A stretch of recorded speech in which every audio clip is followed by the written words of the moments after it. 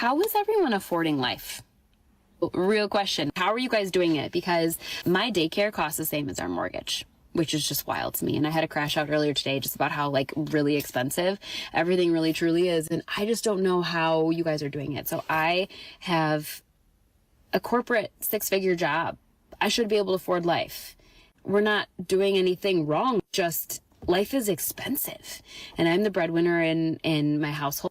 There's this like constant stress, like hanging over my head all the time of you got to make more to provide for your family, especially in this day and age. And it's wild because at the same time, I'm stuck in these corporate handcuffs and I am going through burnout. I don't want to continue doing this. I have like the mental load, hanging over my head. I'm trying to be a good mom, let alone like a good wife, daughter, sister, friend, which I'm failing at all of those things, I feel like. And if you have any tips or tricks of how you're getting through, would love to connect on them because it's wild. I've been so embarrassed to say this, but somebody said it was the age of disclosure and that more people should disclose about how they're doing financially as Americans. So let's just be honest. I work 40 hours a week.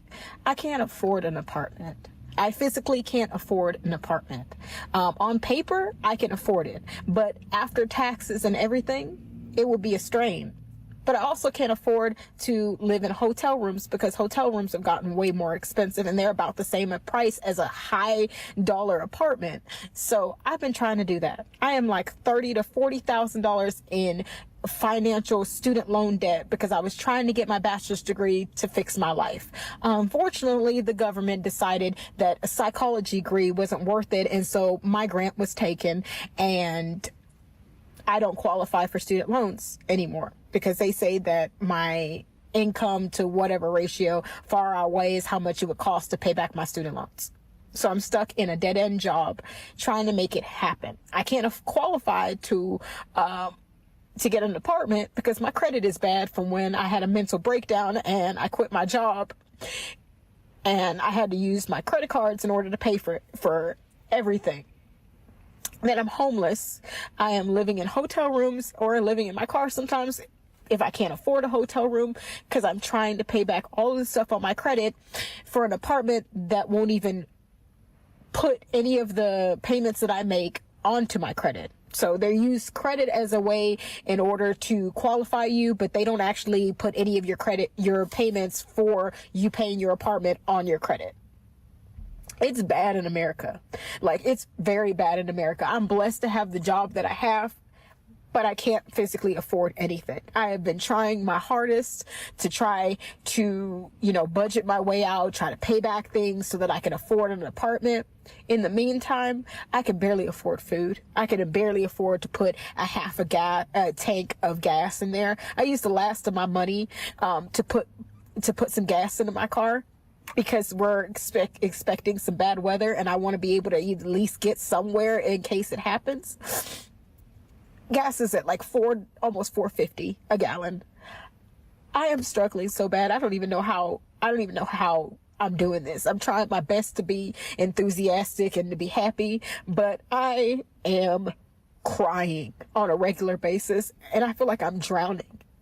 And I don't want to say anything to anybody because I don't want to lose my job because they're firing people for being homeless. So I don't even want to tell them that anything. I've just been holding so many things inside that I can't take this anymore. Like, I just really wanted to say something to somebody because it hurts. It literally manifesting as actual physical pain, how much stress I have no family. My family doesn't give a fuck about me and hasn't for a long time. I was going through the worst time of my life and they just basically told me to get through that shit. I had 2 mental breakdowns back to back, lost my job, lost my benefits, lost my apartment, lost my dog, lost my best friend, lost everything. And nobody gave one singular fuck. And I've been doing all of this shit alone with very, very, very minimum help. Apparently I make too much money to be able to benefit from any of the programs, but I don't make enough money to be able to afford anything.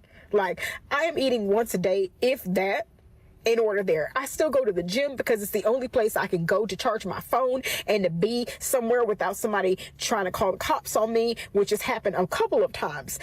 Just sitting in a parking lot because I didn't have nowhere to go. It's been rough the last couple of months. All I want to do is get my own apartment so that I can feel safe. But that looks like that's not even going to be a possibility anytime soon. And now two of the credit cards that I have are actively suing me in court. And so I tried my best to put in some payments in order to stop them from suing me. And the payments are taking pretty much my entire check. So that's what's going on with me. It feels actually good to say all this out loud. It's kind of embarrassing to tell a bunch of strangers, to be perfectly honest, but honestly, it just feels good to get it off my chest. Have you noticed how the conversations are starting to change? People aren't really pretending anymore. The polite version of, "I'm fine, things are good," is slowly being replaced with something a lot more honest. And once you start hearing it, you hear it everywhere. From coworkers, from neighbors, from people in line at the store. Americans are starting to realize, all at the same time, just how bad things have gotten. And what you're about to hear is what they're saying when they finally stop holding it in. I'm just curious if anybody else has noticed the trend of places closing down. A gas station that is close to where I live, it's a busy area. Their last day was Saturday. I saw that Party America in my town is shutting down. Quite a few restaurants have closed down recently. It's a trend, not a good trend. And I'm just curious, I'm in Southeast Alabama. Has anybody else noticed this throughout the U.S. anywhere else? It's sad and worrisome. Can we have an honest conversation? What the hell is really going on right now?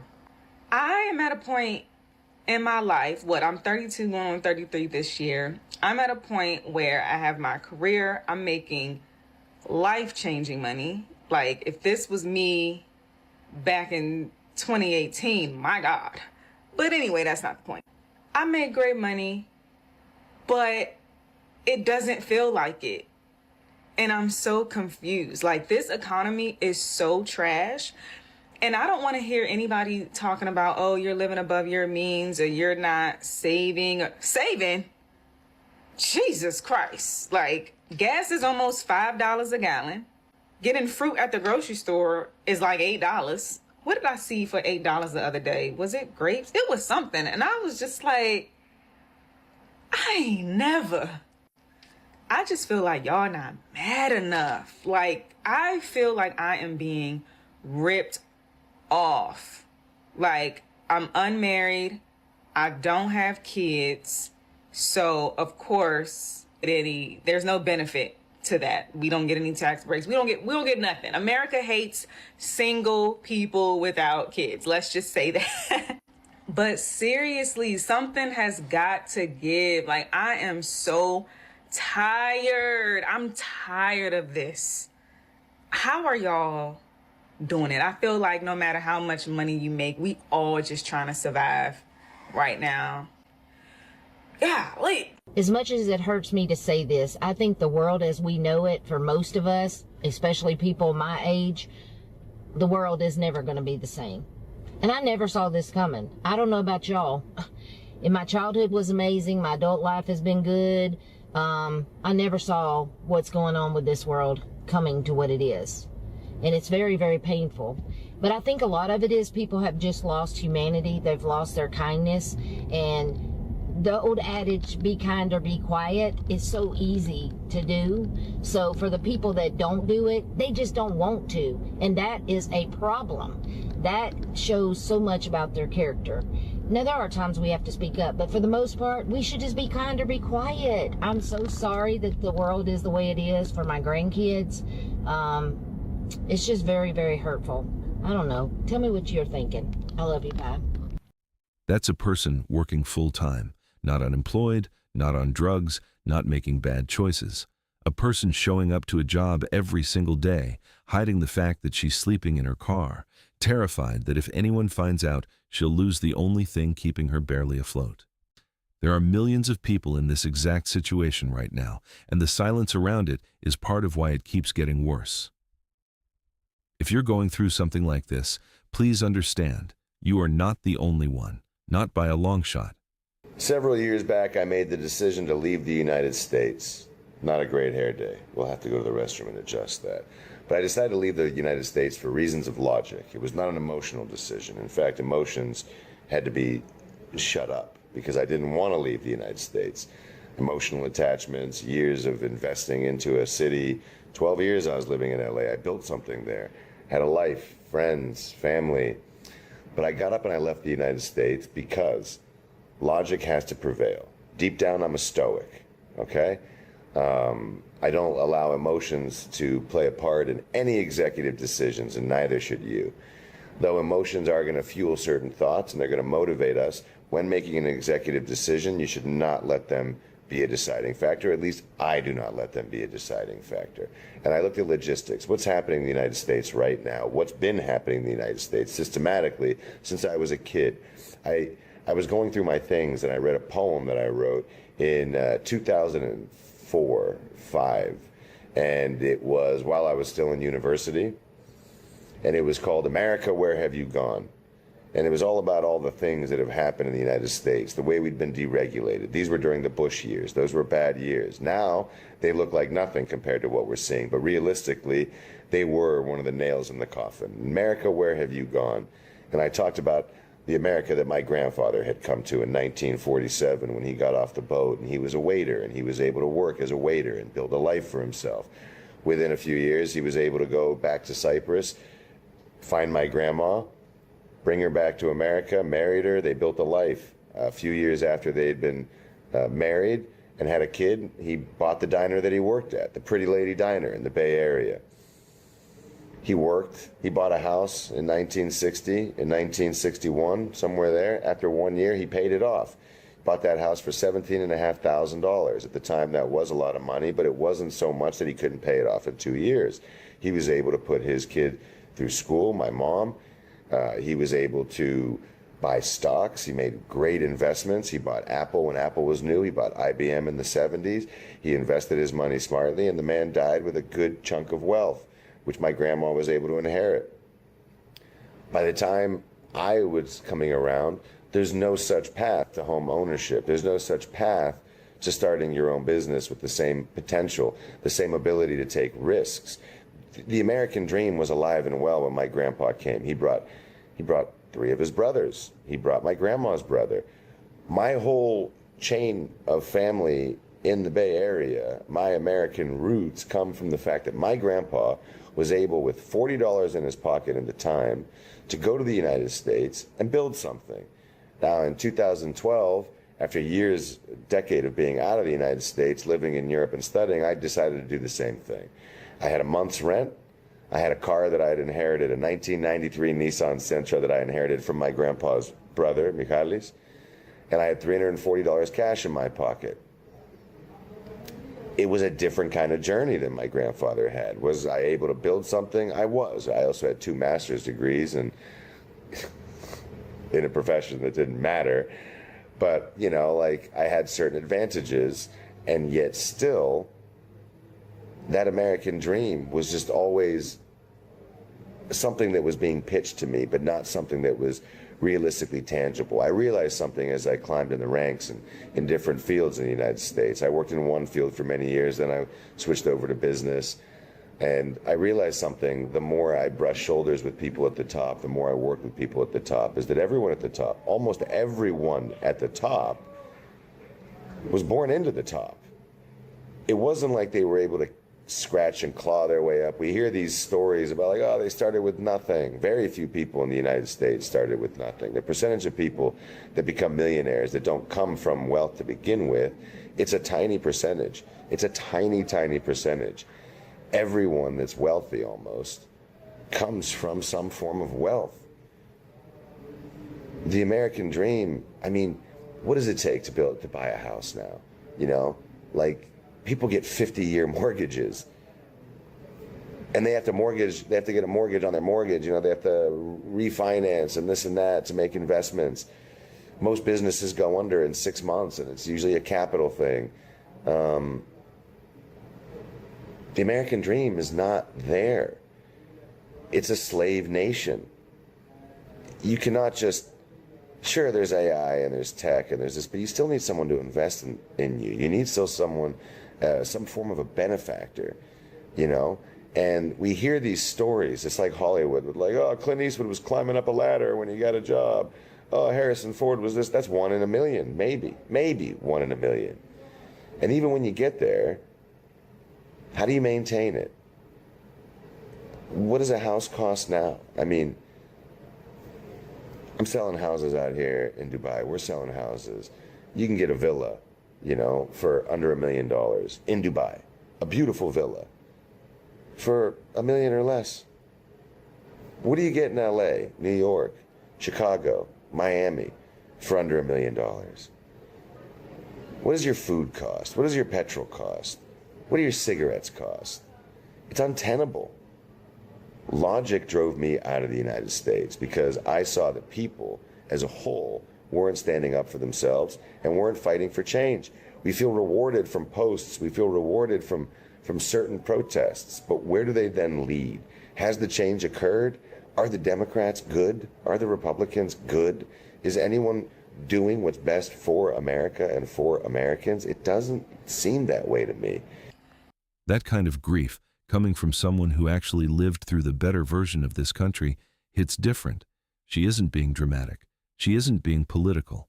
She's describing what she's watching happen to her grandchildren in real time, and she doesn't know how to fix it. There are millions of grandparents right now sitting at their kitchen tables feeling exactly what she's feeling. They remember when the country worked, and they're watching it not work for the people they love most. Hey guys, I just saw someone online say that they know somebody that is charging $1,000 a month to rent a room. A room! Not even a little apartment, a room. And she was, going on about like, what are we gonna do? The economy is crazy. And I just wanted to share one idea because we are living it. And that is to move down with me. Rent your house out if you have one. That's what we did. And we got this apartment. And so that helped offset our costs. Now, believe it or not, this apartment costs more than our mortgage because we got it in 2019. But it's helped immensely. So now we can put food on the table and we can save for a better future because we're going to build on our land eventually. And yeah, that's the whole point of being here. This is a stepping stone to where we want to get to. Hey, so everyone has lost their mind.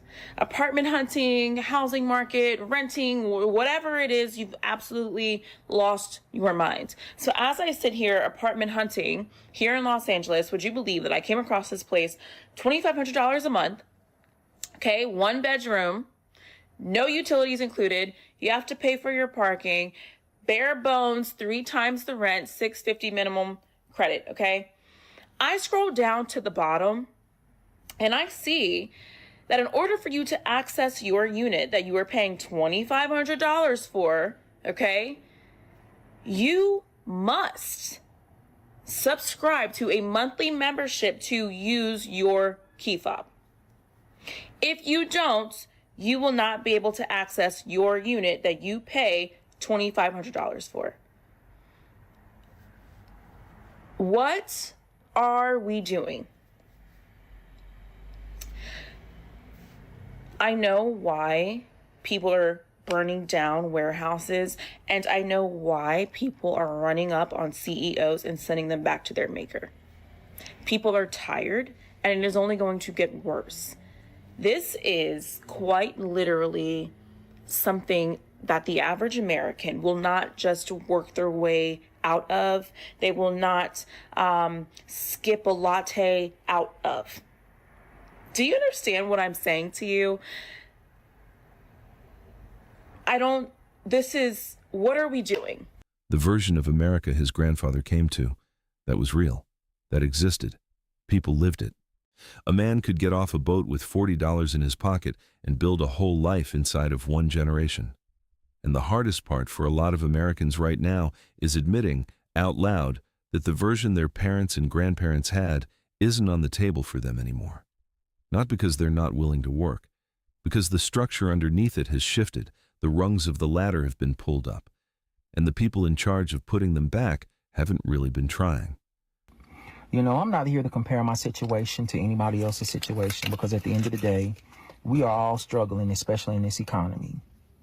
And although my situation is not as worse as anybody else's, it still is a struggle. So again, it's not about the comparison because in this economy, The overwhelming majority of us working class people are struggling.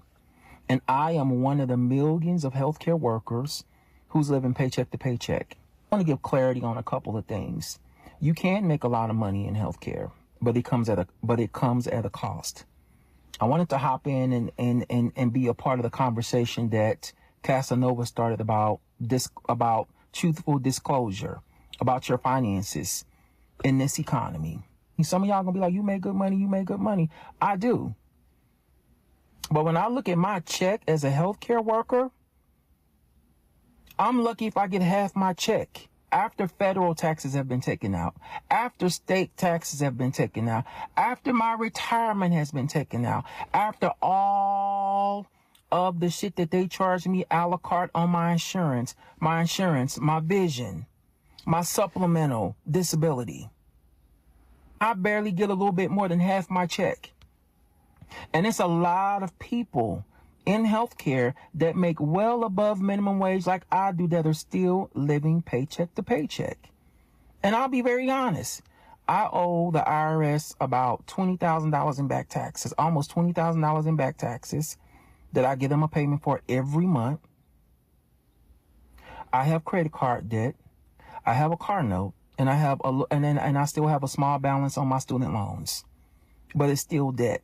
I live in DC, and living in DC is not cheap, and I make well above minimum wage. And even though I'm not struggling to pay my rent, and the only reason why I'm not struggling to pay my rent is because I took my time to find something that I knew I could pay without struggling, but I don't live in a luxury apartment. I don't live in no extremely safe, nice, clean neighborhood. The neighborhood that I just moved to is pretty decent. My apartment is more than decent, and my rent is only $12.50 in DC, but Southeast DC. That comes at a cost. And the only reason why I'm saying all this is because with all the stuff that we are being taxed on, the cost of living, it's crazy. And I see why people crash out.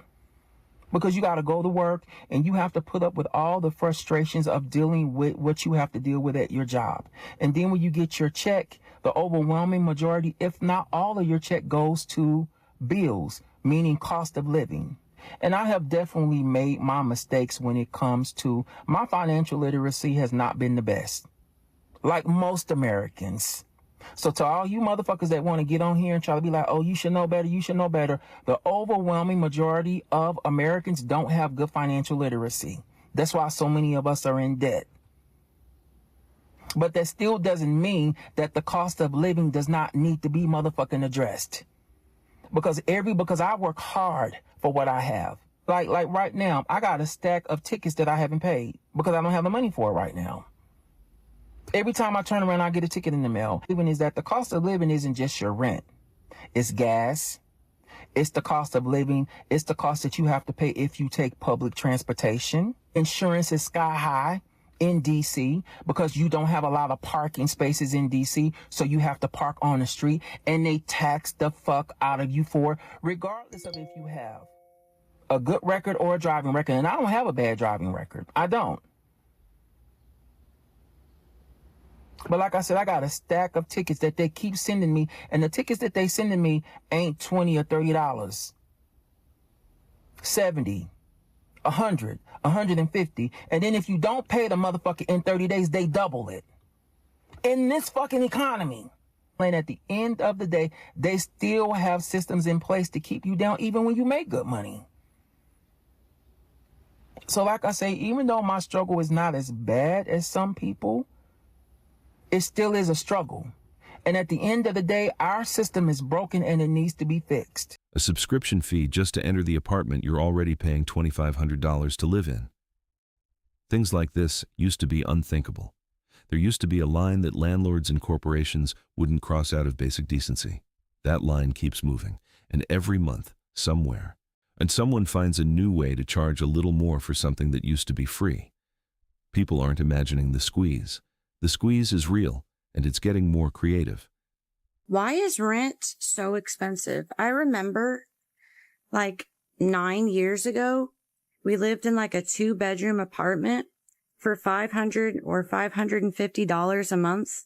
And now a 2-bedroom apartment would cost you way over $1,000. A 3-bedroom over $2,000. And not even that nice of an apartment. And it's like they say you got to make 2 times the rent to even be able to get the place. A lot of people don't make that. I know that a lot of people are having to have roommates or live with family just to survive. How can that even be legal? It's crazy, man. Just let people be able to live. Well, I'm sitting outside of a Walmart store in my town. The entire parking lot is full of cars. I mean, so jam-packed, the people can't even get down the rows to park their cars. This morning, we had to go get new homeowners insurance. That hurt. Granted, it's not nearly as high per month as it could be. I'm thankful for that. But we were told by our insurance company that the rates just keep going higher and higher and higher. And they're even getting worried at this point because they're losing customers because they can't keep up with the cost offset. Gas in my town in southeastern New Mexico is on average $4.17 a gallon. Some stations I have seen $4.27 a gallon. We were told within the next 2 weeks the average cost is going to be $4.48 for regular unleaded. Diesel, by the way, dear God, diesel's in the $5 range, mid $5 range right now where we're at. And we decided randomly that we are going to get some chickens. We are legally able to have some chickens, so we're going to go get some chickens. And yeah, the price of chickens right now, just to let y'all know, if you go to, I believe it's Tractor Supply, is $6 a chick. What's funny about that is that before we moved back to New Mexico, when we were living in Texas a few years ago, we had some chickens. And when my husband went to go get those chickens, they were a fraction of what they are right now per chicken. And I'm talking, we had like, I don't remember how many chickens we had. I want to say we had like 12 or 14 chickens. And they were a fraction of what they cost now. So it just lets you guys know that the prices are super high. Their prices are not coming down, guys. And actually, I heard a rumor as well that by next year, the average cost per pound of beef is going to be $12. So if you guys think the prices are going to come down, I hate to say it, but I don't think the prices are going to come down anytime soon. So this is the reality that we live in. We live in high prices for everything, and the public is getting screwed. And I don't know, how does everybody else feel about that? Leave me a comment. Let me know what's going on in your state, your area that you live in, what the prices are for things, and how you guys are offsetting those costs. This is what working hard looks like in this country in 2026 for a huge number of people. Not laziness, not bad decisions. A full-time professional career, doing everything she's supposed to do, and the system is still set up so that the math barely works. Half the check disappears before it hits the account. The other half goes to bills. And the moment anything unexpected happens, a ticket, a medical bill, a car repair, the whole thing falls apart. That's not personal failure. That's a setup designed to keep people just barely treading water forever.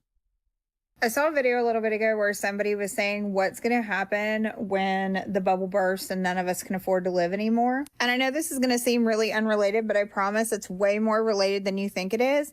I need you to look into the West Virginia coal towns. A couple examples of towns like this would be Thurman, West Virginia, or Cass, West Virginia. These are mostly in like Raleigh, McDowell County, places where the coal is basically the only industry. Now, if you're not from Appalachia, you maybe don't know what a coal town is. I'm going to tell you what a coal town is. Coal town is a town that is owned by a company. This company owns the coal mine that is in said town. And back in the early 20th century, the early 1900s, through about the mid 30s, and I can get more into Blair Mountain and such if y'all would really like, because Lord knows my coworkers have heard my dissertation on it. These companies came in and they bought up land in West Virginia for cheap where these mines were. They built up towns. They built company housing, company stores, a company doctor. Everything in the town was owned and paid for by the company. The doctor that saw you when you were sick, the grocery store where you went and got your groceries, the school that was educating your children. All of this was owned by the company. And in owning all of this, the company could also set prices of everything. Now, there was another side to this, and that is CoalScript. CoalScript is company money.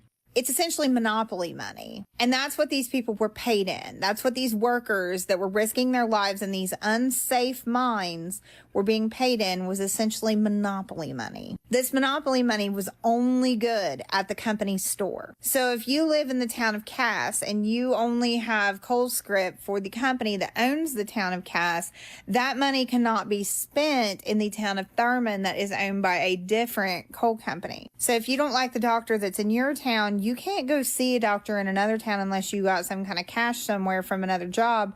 And I'm going to go out on a limb and say that if you're living in company housing, working in the company coal mine and shopping at the company grocery store, you don't have any money. And that is what is going to happen if we get to the point that the average American cannot afford their basic everyday essentials.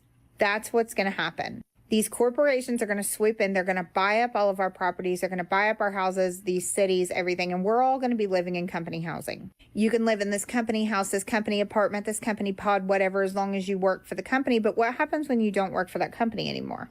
What happens when that company replaces your job with AI?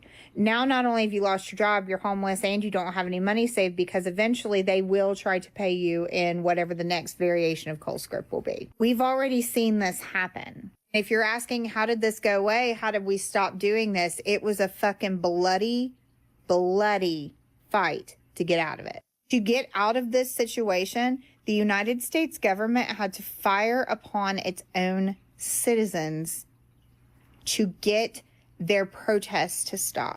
Obviously, it worked, and over time, this system did go away. These company towns are no longer in existence. There is one that's preserved somewhere down there. I don't remember the name of it off the top of my head, but it is preserved. You can go see it. It's run by the National Park Association. I don't know what the National Park thing is, but it's run by the National Park. My grandfather, a man that grew up in Eastern Kentucky in the 20s and 30s and was a D-Day veteran at age 19, always told us that you have to know where you came from to understand what's coming. The United States education system has done a really good job of not teaching us anything past World War II or just kind of glossing over it or anything, because that's when people started fighting back. Coal wars in West Virginia, civil rights, labor union.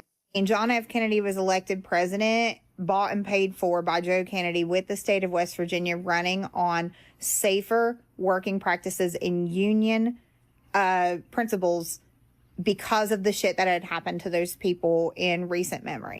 So like they always say, those who do not know our history are doomed to repeat it. And there is a section of our history, particularly in Appalachia, that has been suppressed from general education for a long time because these people did rise up, these people did fight back, and these people fucking won.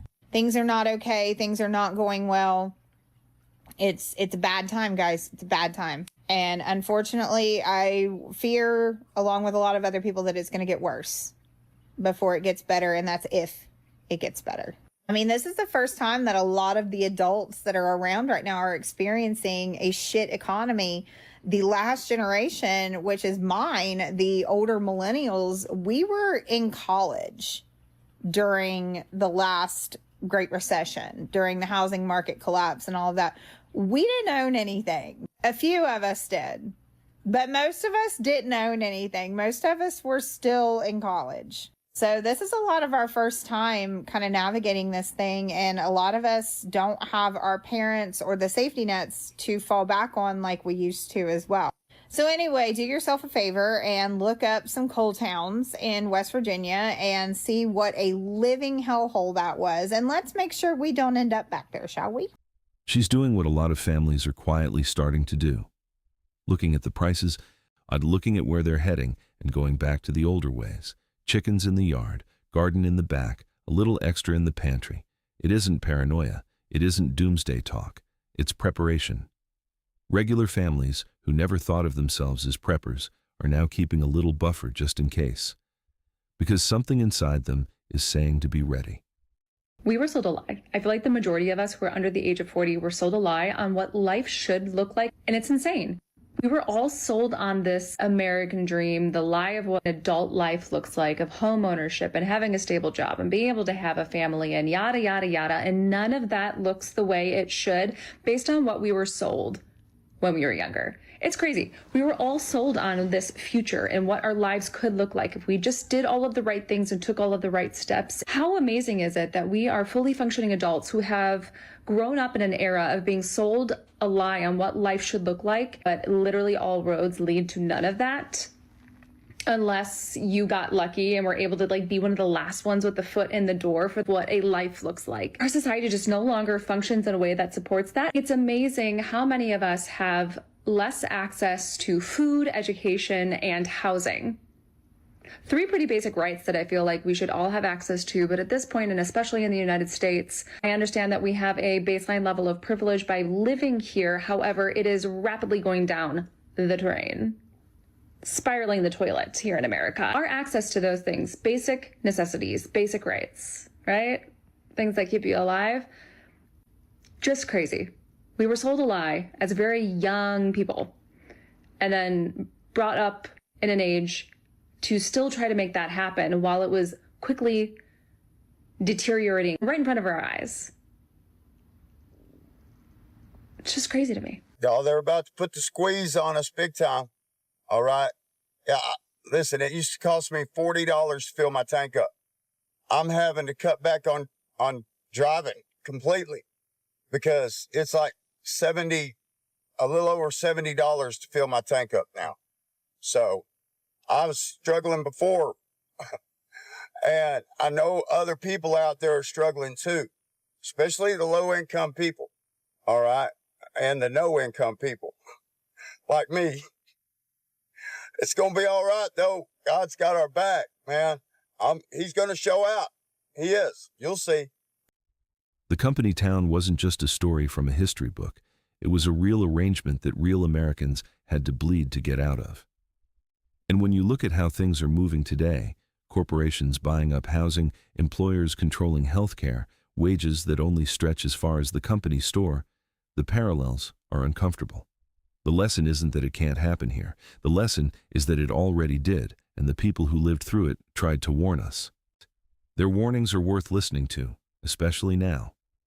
So I saw one of the comments on my videos that said we're doing everything right and we're still falling behind, we're still failing, and that's the part people are finally starting to wake up to, because this isn't about bad decisions anymore. This is about people, it's not about people being irresponsible. It's about the math simply not working the way it used to. And when you break it down, it becomes really fucking obvious why people feel stuck. The average household now needs somewhere in the range of $75,000 to $80,000 just to cover basic living expenses in many parts of Canada. And that's not luxuries. That's, housing, food, transportation, childcare, basics. And yet a huge percentage of people, are either at that level or below it, which means there's no margin, there's no buffer. And when there's no buffer, every unexpected expense becomes a problem, like a car repair, a utility spike, a grocery bill that's higher than expected.